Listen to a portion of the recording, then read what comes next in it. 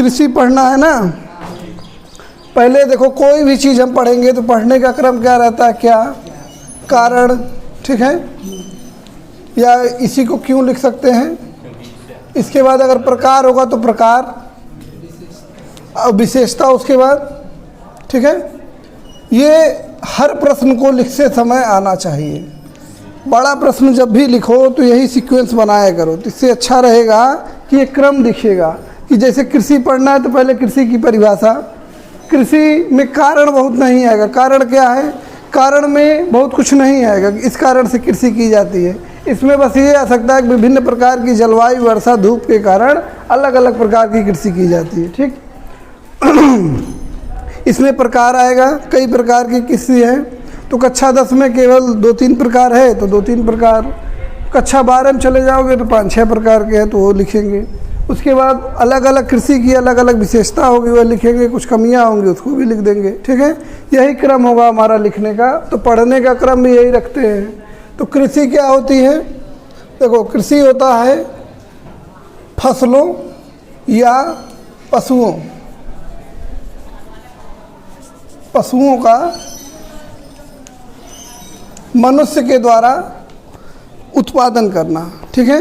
जैसे कृषि में क्या होता है, फसल या तो हम लगा दिए, कुछ समय बाद उसको काट लेंगे, या पशुपालन भी है वो भी कृषि में आएगा, मुर्गी पालन है वो भी कृषि में आएगा, ठीक है। यानी किसी प्रकार के या तो पशु रहेंगे या तो फसल रहेंगे, उनका उत्पादन करना ही क्या होगा, कृषि होगा, ठीक है। अब देखो कृषि में कारण छोड़ते हैं, सीधे आते हैं प्रकार पे। और एक चीज़ और देख लो, ये फैक्ट है समझने के लिए कि भारत की जो 2/3 जनसंख्या है वह कृषि कार्य में संलग्न है। 2/3 का मतलब 66%। अब धीरे धीरे वो घटता रहता है। जब कोई समाज पिछड़ा होता है तो उसमें कृषि कार्य ज़्यादा होता है, और जैसे जैसे वह उन्नति की ओर जाएगा उसमें द्वितीयक और तृतीय क्रियाएं अधिक होंगी। प्राथमिक, द्वितीयक, तृतीय क्रियाएं बताए थे नहीं, जिसको पता है जब इकोनॉमिक्स आएगा तो उसमें बता देंगे, जब अर्थशास्त्र पढ़ाएंगे तो उसमें बता देंगे प्राथमिक, द्वितीयक, तृतीय क्रियाएं क्या होती है। तो यह प्राथमिक क्रिया है, तो भारत में 2/3 लोग करते हैं, और एक क्या है, कृषि एक प्राथमिक क्रिया है, ये भी देख लें, ठीक। ध्यान में रखना, बाद में हम द्वितीयक तृतीयक बता देंगे, ठीक है। अब हम देखते हैं कृषि के प्रकार। कृषि के प्रकार में देखते हैं, पहला है प्रारंभिक जीवन निर्वाह कृषि, ठीक है। दूसरा है गहन जीविका कृषि या जीवन निर्वाह, इसको भी बोल सकते हैं, गहन जीवन निर्वाह कृषि। और तीसरा वाणिज्यिक कृषि,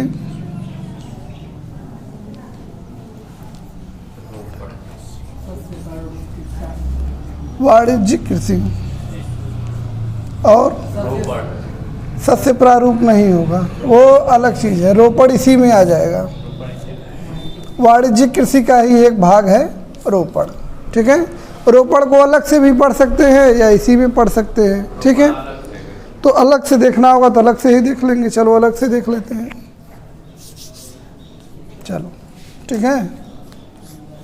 अब देखो प्रारंभिक जीवन निर्वाह कृषि, यही सबसे इम्पोर्टेंट है इस पाठ में। कृषि में जो प्रश्न आएगा, प्रारंभिक जीवन निर्वाह से आने की संभावना अधिक है। देखो प्रारंभिक जीवन निर्वाह कृषि क्या है, पहले देखो प्रारंभिक यानी कि बहुत पुराना, जो सबसे पहले है वही कृषि है ये, ठीक है। और जीवन निर्वाह यानी कि केवल जिंदा रहने के लिए, इतना अनाज हो रहा है कि परिवार का भरण पोषण चल सके, ठीक है। आना है कि नहीं, आना है ना, लाल होगा वो कैमरा, नहीं तो पता चला आने न रहे। प्रारंभिक जीवन निर्वाह कृषि, ठीक है। तो ये किसके द्वारा किया जाएगा, आदिम लोगों के द्वारा, जो सबसे प्रारंभिक लोग हैं या आदिम लोग हैं उन्हीं के द्वारा किया जाएगा। और इनकी तकनीक भी एकदम आदिम होगी। आदिम का मतलब सबसे पुरानी, आदि मानव से जो जस्ट बाद कृषि शुरू हुई उसी को आदिम कृषि कहते हैं। जैसे आदि मानव था, शिकार करके खाते थे, फिर पशुपालन शुरू हुआ, फिर कृषि शुरू हुई। कृषि को सामान्य अर्थ में फसलों से लेंगे, ठीक है। तो जब वहाँ कृषि शुरू हुई तो सबसे पहला जो कृषि है वो यही प्रक्रिया अपनाई गई और कृषि किया गया। समझ में आया। इसमें करते क्या है, इसकी प्रक्रिया देख लो। मान लो कोई क्षेत्र है, ये जंगल वाले क्षेत्रों में किया जाता है, विशेषकर मानसूनी क्षेत्रों में, जहाँ वर्षा पर्याप्त मात्रा में होगी वहीं पर ये कृषि होगी। वर्षा अगर पर्याप्त मात्रा में नहीं होगी तो ये कृषि नहीं होगी। क्यों नहीं होगी? क्योंकि इनको सिंचाई करने नहीं आता है। यह प्राकृतिक उर्वरता पे कार्य करते हैं। तो प्राकृतिक उर्वरक और जैसे मान लो ये कोई क्षेत्र है जहाँ पे बहुत सारे पेड़ थे या जंगल था, ठीक है, तो इसमें करते क्या हैं, पहले जंगलों को काटते हैं, उसको साफ करते हैं, जो कूड़ा करकट है उसको जला देते हैं, राख का ढेर बिखेर के उस पर पानी वानी छीट के अनाज छीट देंगे और उस पर खेती होगी, ठीक है। और कैसे खेती होती है? जो मिट्टी में प्राकृतिक रूप से उर्वरता बनी हुई है उसी की सहायता से खेती होती है। क्योंकि इनको खाद के बारे में नहीं पता है, गोबर खाद के बारे में भी नहीं जानते हैं, रासायनिक खाद के बारे में भी नहीं जानते हैं, ठीक है। तो ऐसी कृषि को क्या कहेंगे? प्रारंभिक जीवन निर्वाह कृषि या आदिम कृषि भी बोलेंगे, ठीक है। अब यह क्या होगा, जब कुछ समय के बाद यह खेतों की उर्वरता समाप्त हो जाएगी तो यह कहीं दूसरे जगह जाएंगे और वहाँ पे जंगल को साफ करेंगे, ठीक है। वहाँ भी 2-3 साल खेती करेंगे, फिर कहीं तीसरे जगह जाएंगे, वहाँ भी खेती करेंगे। यह एक चक्र की तरह चलता रहता है। 2-3 साल एक जगह खेती होती है, फिर उसको छोड़ दिया जाता है। तो बार बार खेतों का स्थानांतरण हो रहा है ना, इसलिए क्या कहेंगे इसको? स्थानांतरित कृषि, ठीक है। और जैसे जंगलों को काटकर, झाड़ियों को काटकर जलाया जा रहा है, इसलिए इसको कर्तन एवं दहन कृषि भी कहते हैं। जंगलों और झाड़ियों को काट के जलाया जा रहा है इसलिए कर्तन दहन कृषि, और खेतों का स्थानांतरण हो रहा है इसलिए स्थानांतरित कृषि, ठीक है, समझ में आया। और आदिम कृषि इसको क्यों कहेंगे? क्योंकि इसमें आदिम तरीके से किया जा रहा है। या प्रारंभिक जीवन निर्वाह क्यों कहेंगे? क्योंकि सबसे पहले इसी प्रकार की कृषि शुरू की गई, एकदम प्रारंभिक है, और जीवन निर्वाह का मतलब बहुत थोड़ा हो रहा है जिससे कि जीवन का निर्वाह हो सके। समझ में आया? अब देखो इसके बाद अगली कृषि कौन सी है? देखो इसमें कुछ और फैक्ट बनेगा जिसमें जो क्वेश्चन पूछ सकता है एक नंबर में कि इसको देखो भारत में कई नामों से जानते हैं। तो इसमें सबसे प्रमुख नाम है झूम। ये कहाँ पे है? उत्तर पूर्वी भारत या पूर्वोत्तर में, ठीक है, उत्तर पूर्व भारत। अब देखो इसी को अलग अलग राज्यों में अलग अलग नाम से जानते हैं। तो बहुत ज़्यादा नहीं पढ़ना है क्योंकि याद भी तो होना चाहिए। पता चले 20 तरह कृषि का नाम याद कर लो, आएगा है ही नहीं, और आ भी गया तो पता चला उसी में मिक्स हो गया। तो 2 नाम या 3 नाम बस याद रखेंगे, ठीक है। एक जो है इसका पश्चिमी घाट में नाम है कुमारी, ठीक, और एक नाम और ले लेते हैं दहिया। दहिया कहाँ पे है? मध्य प्रदेश में, ठीक है, दहिया या बेबर, साफ साफ लिख देते हैं। पश्चिमी घाट में क्या नाम है? कुमारी, यही नाम है ना, किताब में है, देख लेना। देखो ये प्रदेश है भारत के, तो हो गया पूर्वोत्तर भारत। इसमें कौन कौन आएगा? देखो एक अक्षर बस लिख रहे हैं, नागालैंड, मेघालय और मिजोरम, ठीक है। नागालैंड, मेघालय और मिजोरम में पूर्वोत्तर भारत में पड़ते हैं। यहाँ जो कृषि की जाती है इसका नाम है झूम कृषि, ठीक। यही सबसे प्रमुख है, यही पूछ सकता है कि झूम कृषि क्या होती है। तो वही सारी बातें इसमें लिखना है, बस बता देना किस प्रकार की खेती कहाँ की जाती है पूर्वोत्तर भारत में, ठीक है। नागालैंड, मेघालय और मिजोरम, ठीक है। और देखो दूसरी कृषि का क्या नाम? दूसरे एमपी में या मध्य प्रदेश में इसको बोलेंगे दहिया या बेबर। तो दहिया याद रखो, ये पूछता है। और एक जो है पश्चिमी घाट में हो गया कुमारी। पेड़ू जो है आंध्र प्रदेश में कहते हैं, बहुत ज़्यादा कह रहे हैं, याद नहीं करना, ये ध्यान में रखना, बहुत ज़्यादा याद नहीं करना है। कक्षा 10 में हो, झूम से आगे बढ़ेगा ही नहीं, इतना कठिन पूछेगा ही नहीं कि तुम लोग पास ना कर पाओ। सरकार ऐसे थोड़ा थोड़ा खिला के तुम लोग पास कर रही है, किसी तरह पास हो जाओ। उनको भी मालूम है पढ़ते हैं नहीं सब, फेल करने से ज़्यादा फायदा क्या है कि नहीं। झूम बस याद रखना, झूम ही आएगा जब भी आएगा, ठीक है। और विश्व स्तर पे 2-3 नाम है, 3 नाम उसमें भी याद कर लो, है तो 10 नाम 15 नाम, लेकिन हम याद करके करेंगे क्या? हम इतना ही याद करेंगे जितना आ जाएगा उसमें। 90% 99% चांस है इतने में आ जाएगा। 1-8% अगर नहीं भी आता है, देखो पढ़ने के क्रम में ज़रूरी है पढ़ने से ज़्यादा छोड़ना, क्या छोड़ना है।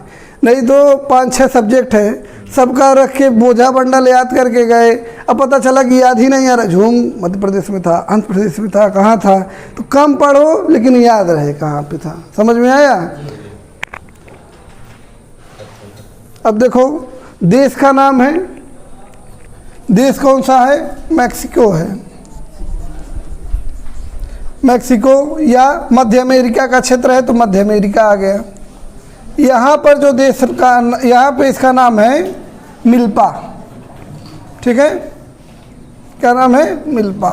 और एक इंडोनेशिया में है, और इंडोनेशिया और मलेशिया दोनों में, इसका नाम है लदांग। और एक और नाम याद कर लेते हैं, वियतनाम में रे, ब्राज़ील में रोका नाम है, बस इतना ही रहने दो, या ब्राज़ील वाला भी चलो 4 याद कर लो इसमें, ब्राज़ील में रोका। बस देखो इसमें जो सबसे ज़्यादा संभावना है वो आएगा लदांग या मिल्पा, 2 ही फेमस है। श्रीलंका में है चिन्ना, वो भी फेमस है, लेकिन तुम्हारी किताब में नहीं दिया गया तो चिन्ना नहीं पढ़ रहे हैं। इसी कृषि का नाम है अलग अलग, सबका स्थानांतरित कृषि का अलग अलग नाम है। PDF में मिल जाएगा, परेशान ना हो लिखने उखने का, ठीक है। अब जो है वो लगभग बन गया है 2 दिन में, कल परसों में आ जाएगा। देखो लदांग जो है इंडोनेशिया मलेशिया है, ठीक है, यही सबसे ज़्यादा इम्पोर्टेंट है। भारत में झूम, और इसमें इंडोनेशिया मलेशिया में लदांग, और मैक्सिको में मिल्पा, इन्हीं तीनों में से आएगा, पहले ही बता रहे हैं। इससे ज़्यादा अगर कठिन करेगा तो तुम लोगों के स्तर पे नहीं आएगा। जब वो बड़े परीक्षा देने PCS उसके देने जाओगे तब पूछेगा उससे कठिन। कक्षा 10 के हिसाब से इतना काफ़ी है, कक्षा 12 में हो सकता है कुछ घुमा दे, लेकिन कक्षा 10 में झूम बता दो वही बड़ी बात है उनके लिए, ठीक है। समझ में आया। तो तीसरा नंबर वियतनाम, वियतनाम में रे, ब्राज़ील में रोका। अब देखो गहन जीविका कृषि या जीवन निर्वाह बोलते हैं इसको, ठीक है, गहन जीविका कृषि लिख देते हैं, चलो गहन जीविका कृषि। यह देखो कहाँ होगा, ऐसे क्षेत्रों में होगा जहाँ पे जनसंख्या अधिक है। जनसंख्या अधिक होगी तो क्या होगा, कृषि पर दबाव बढ़ेगा, ठीक है। पीढ़ी दर पीढ़ी क्या होता है, लोग कृषि करते आ रहे हैं, वहाँ वैकल्पिक रोजगार नहीं है, तो क्या करते हैं, जितने भी, जैसे तुम्हारे बाबा के पास मान लो 4 बीघा खेती थी, तुम्हारे पापा चाचा उचा मिला के 4 भाई तो 1 बीघा हो गई। अब तुम लोग 4 भाई तो 1 बीघा में 4 हिस्सा, तो इसमें क्या होगा, ज़मीन का टुकड़ा कैसा होगा, छोटा होगा कि नहीं, ठीक है। और तुम लोगों की पीढ़ी के बाद जो पीढ़ी आएगी, एक आदमी मान लो 4 बच्चे, तो सब जब रोजगार नहीं मिलेगा तो इसी ज़मीन में लगे रहेंगे कि नहीं। तो इसमें श्रम की गहनता है कि नहीं, श्रम गहन है। छोटे से खेत में बहुत ज़्यादा लोग लगे हुए हैं, ठीक है, और निवेश भी अधिक है। जैसे छोटी सी ज़मीन है, इसी में खाद भी ले आके डाल रहा है, कोई गोबर का खाद ला के डाल रहा है, कोई रासायनिक खाद, कीटनाशक, सिंचाई, सब लोग लगे हुए हैं ना, ताकि छोटे से खेत से ज़्यादा उत्पादन किया जा सके। तो निवेश भी अधिक होगा और उत्पादन, हाँ, निवेश क्या चीज़, निवेश का मतलब जो है पैसा लगाना, खर्चा करना, उस पर जो भी उसकी ज़रूरत है, उसकी ज़रूरतों को बहुत ज़्यादा पूरा किया जाएगा। जैसे जल की ज़रूरत है फसल को, तो जल पूरा बढ़िया से पानी चला दिया जाएगा। छोटा सा खेत है, नल से भी चला देंगे कि नहीं। 5 आदमी खेती करने वाले, एक आदमी सुबह चला, एक आदमी सुबह शाम, एक आदमी दोपहर, वैसे ही खेत भर जाएगा क्योंकि छोटा है ना।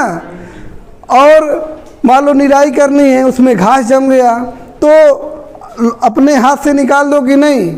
श्रम का निवेश है, पूंजी का निवेश है। बीज ले आओगे एकदम बढ़िया वाला, जैसे भिंडी बोना है तो भिंडी सबसे बढ़िया बीज खरीद के लाओगे ताकि एक ही पेड़ से ज़्यादा भिंडी हो, ठीक है। यानी कि छोटे खेत से ज़्यादा उत्पादन करना है। अब देखो प्रति इकाई उत्पादन जो है अधिक होगा। प्रति इकाई उत्पादन क्या होगा, अधिक होगा। लेकिन प्रति व्यक्ति उत्पादन प्रति व्यक्ति क्या होगा, कम होगा, आकार छोटा है। अब मान लो किसी के पास 10 बीघा खेत है, ठीक है, और किसी के पास 1 बीघा खेत है। 1 बीघा वाले में एक परिवार में 8 लोग हैं और 10 बीघा वाले के एक परिवार में 4 लोग हैं, ठीक है। अब वह मान लो कुछ भी नहीं करेगा। अब मान लो तुम 1 बीघे से उत्पादन करते हो 10 बोरा गेहूँ और 10 बीघे वाला 1 बीघे से उत्पादन करता है तो 2 बोरा गेहूँ, नहीं, ठीक है। तो प्रति इकाई उत्पादन किसका ज़्यादा है, जिसका 1 बीघा है। 1 ही बीघा में 10 बोरा उत्पादन कर दिए ना। लेकिन प्रति व्यक्ति उत्पादन देखो, अब 10 बोरे गेहूँ में खाएंगे 8 लोग। अब यहाँ 10 बीघा है तो 1 बीघे में 2 बोरा, तो 10 दूना 20 और 20 में खाएंगे 4 लोग, तो यानी एक लोगों के ऊपर 5 बोरा आया कि नहीं। और यहाँ 1 लोगों के ऊपर कितना आया, 1 कुछ आएगा, ठीक है, समझ में आया। यानी कि प्रति व्यक्ति उत्पादन कम होगा क्योंकि जनसंख्या अधिक है, खेत छोटा है, ठीक है। लेकिन प्रति इकाई उत्पादन अधिक होगा क्योंकि उसमें निवेश अधिक है, श्रम अधिक है, ठीक है, समझ में आ रहा है। तो इसकी ये विशेषता है। अगर पूछ दिया कि जीवन निर्वाह कृषि क्या होती है, तो ऐसी कृषि जिसका, जैसे पूछा देखो गहन जीवन निर्वाह कृषि क्या होती है, इसकी विशेषताओं को बताइए, तो कैसे लिखेंगे। देखो गहन जीवन निर्वाह कृषि उन क्षेत्रों में की जाती है जहाँ पे जनसंख्या का दबाव अधिक होता है। इसमें देखो लिखे हैं, यहीं से शुरू किया ना, ठीक है। बड़े भूभाग में नहीं, छोटे भूभाग पे। बड़े भूभाग कहाँ बोले हैं, होती तो बड़े भूभाग पे, लेकिन धीरे धीरे बंटवारा हो गया छोटा। अरे तो जब छोटा हो गया तभी वो गहन जीवन निर्वाह है, जब बड़ा रहा होगा तब उसको गहन जीवन निर्वाह नहीं कहेंगे, समझ रहे हो। जब वो छोटा हो गया, जैसे मान लो 4 पीढ़ी पहले, उसको गहन जीवन निर्वाह नहीं कहते, क्योंकि एक आदमी के पास 10 बीघा खेत है तो गहन जीवन निर्वाह करेगा उसमें, तो गहनता उतनी कम हो जाएगी ना। अब न गहन जीवन निर्वाह हो गया जब आबादी अधिक हो गई और खेतों का आकार छोटा हो गया, खेतों का आकार बड़ा रहेगा तो गहन जीवन निर्वाह नहीं होगी, ठीक है। फिर से उनको लिखने वाला बता दें, नहीं तो फिर रह जाएगा वो। देखो गहन जीवन निर्वाह कृषि उन क्षेत्रों में की जाती है जहाँ पर जनसंख्या का दबाव अधिक होता है और खेतों का आकार छोटा होता है। इन क्षेत्रों में, फिर पैराग्राफ बदल देना, इन क्षेत्रों में प्रति इकाई क्षेत्रफल पर अधिक श्रम एवं श्रम के साथ साथ ऊर्जा और धन का निवेश किया जाता है, जिससे प्रति इकाई उत्पादन तो अधिक होता है, लेकिन जनसंख्या अधिक होने के कारण प्रति व्यक्ति उत्पादन कम हो जाता है, ठीक है। फिर पैराग्राफ बदल देना, इस प्रकार की कृषि से केवल उतना उत्पादन किया जाता है जिससे परिवार का भरण पोषण हो सके, इसी कारण इसे जीवन निर्वाह कृषि भी कहते हैं, ठीक है। क्षेत्र लिखना हो तो लिख दो, इस प्रकार की कृषि पूर्वी उत्तर प्रदेश, बिहार इत्यादि क्षेत्रों में की जाती है, ठीक है। अरे पूर्वी उत्तर प्रदेश जिसमें हम लोग रहते हैं, बिहार वाले हैं, तो जहाँ पे जनसंख्या अधिक रहेगी वहीं ना, हरियाणा पंजाब नहीं आएगा इसमें, हरियाणा पंजाब आएगा वाणिज्यिक कृषि, ठीक है। आगे बढ़ा जाए। मतलब किसान जो रहते हैं वो लोग काम के तलाश में जाना पड़ता है। हाँ, काम के तलाश में, जैसे वैकल्पिक रोजगार नहीं रहता, अभी को बताया ना कि इन क्षेत्रों में, देखो ध्यान से, इन क्षेत्रों में वैकल्पिक रोजगार नहीं है। अगर रोजगार होता तो दूसरे काम में चले जाते हैं। जैसे मान लो एक घर में 5 लोग हैं, कोई काम नहीं है तो सब खेती कर रहे हैं, ठीक है। लेकिन अगर कोई और काम मिल जाए, जैसे किसी के पास ठेला आ गया, दुकान लगाने का आ गया तो दुकान लगाने चला जाएगा, कोई बाहर कमाने का कोई मौका मिल गया तो बाहर चला जाएगा, ठीक है।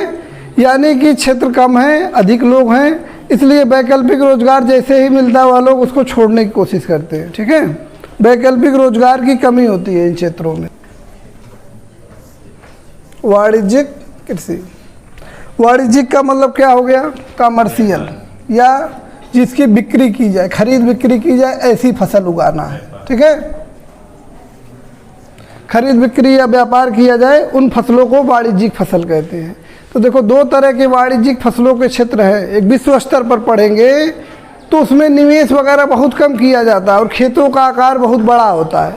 लेकिन चूंकि तुम्हारी किताब के हिसाब से, कक्षा 10 के हिसाब से वाणिज्यिक कृषि को पढ़ना है भारत के अनुसार, ठीक है। तो वाणिज्यिक कृषि भारत में कहाँ की जाती है, पंजाब हरियाणा का क्षेत्र है, ठीक है। पश्चिमी उत्तर प्रदेश भी ले सकते हैं, चलो ठीक है। 2-3 क्षेत्र है, ये अनाज के क्षेत्र है, ठीक है। इसके अतिरिक्त भी और क्षेत्रों में की जाती है, जैसे पश्चिम बंगाल, कर्नाटक, महाराष्ट्र, यहाँ भी की जाती है।